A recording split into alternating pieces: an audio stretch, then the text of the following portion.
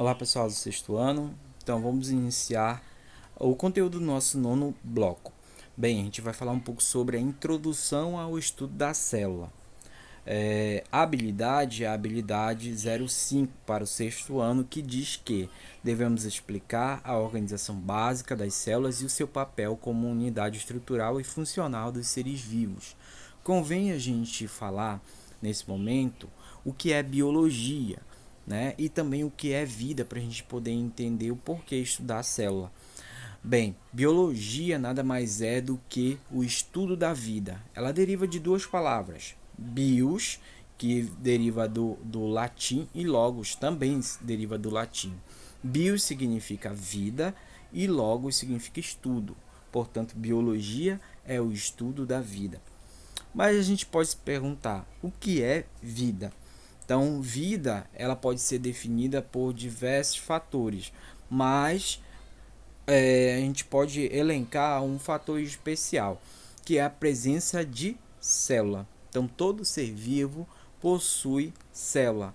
Ah, professor, e os seres não vivos? Os seres não vivos não possuem células, como por exemplo, a gente pode definir os fatores abióticos. Fatores abióticos são aqueles seres não vivos, como o sol, o vento, a água, né, o solo, enfim, são seres não vivos.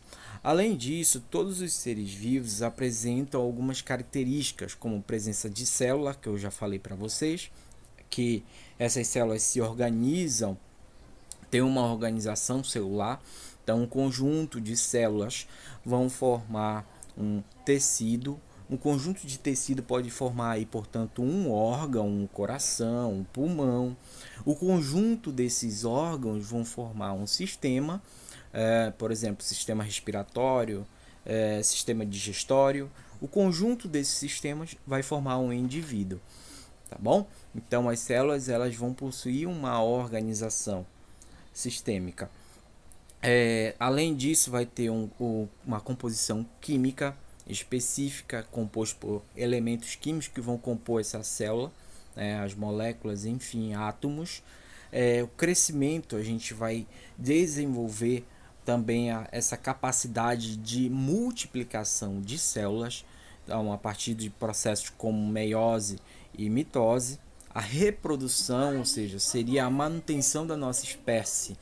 Então, como a nossa espécie se mantém a partir da reprodução, né? Temos os gametas masculinos e femininos que vão se juntar através da fecundação e assim produzir um novo descendente.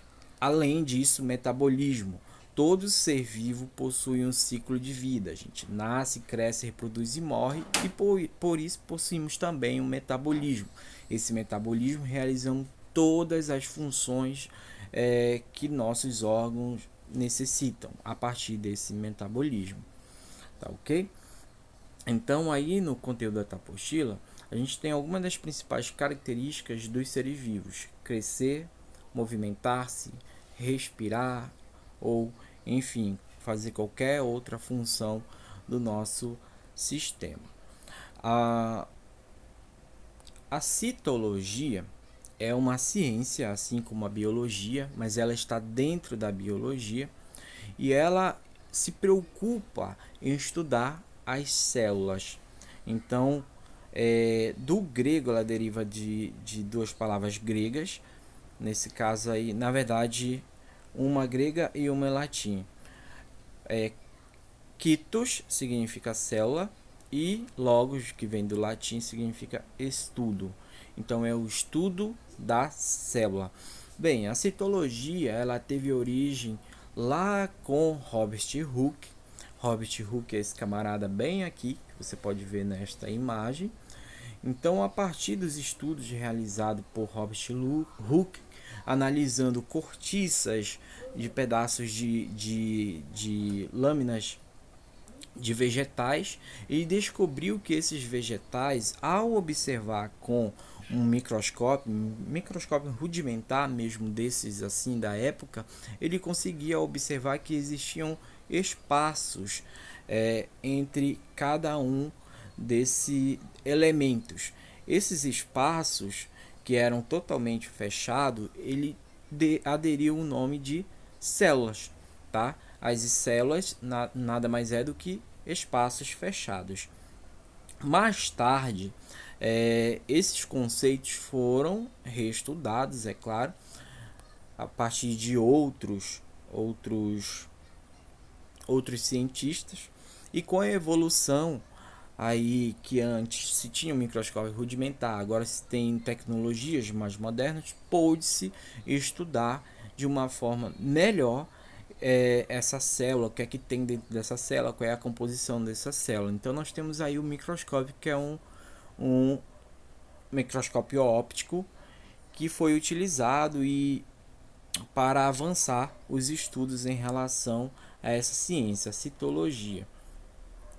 Então aqui nós vamos ter alguns conceitos relacionados aí, portanto, à teoria celular. A teoria celular, ela diz que todos os seres vivos são formados por células. Quem disse isso? São os cientistas Sheldon e Sheldon. Então, ambos eles estudaram vários tipos de seres vivos e chegaram a uma conclusão que todos eles tinham célula. Logo, lhe postularam: todos os seres vivos são formados por células, com exceção dos vírus. Todos os vírus, eles não possuem células, eles são seres acelulares. Então aqui a gente tem alguns exemplos de seres vivos. Aqui são uma célula vegetal, tá? Onde você pode ver aqui essa coloração esverdeada, que é devido à presença dos cloroplastos, que dentro, ou seja, no seu interior, possui a clorofila, que é uma pigmentação verde que dá essa coloração às folhas das plantas. Então aqui nós temos uma célula animal, que também compreende aí a nossa células dos seres humanos. E aqui a célula, na verdade não é célula, porque vírus não tem células, são os vírus, né? Então existem vários tipos e formatos.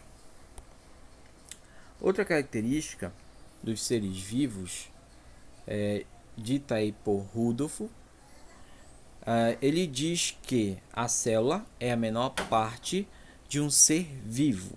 Logo, é a menor unidade morfológica e fisiológica dos seres vivos. É aquilo que eu falei no início da aula, a organização celular.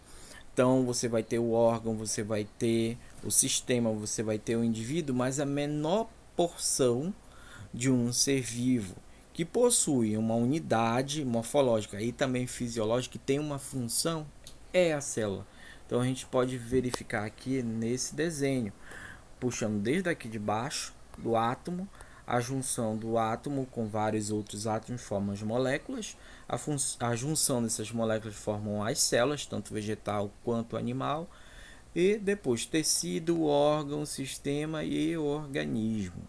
O terceiro postulado diz o seguinte: que toda célula tem sua origem em outra pré-existente. Quer dizer o quê? Que elas vão se dividir, fornecendo células filhas às células filhas do seu material genético. Então vamos falar aí de DNA.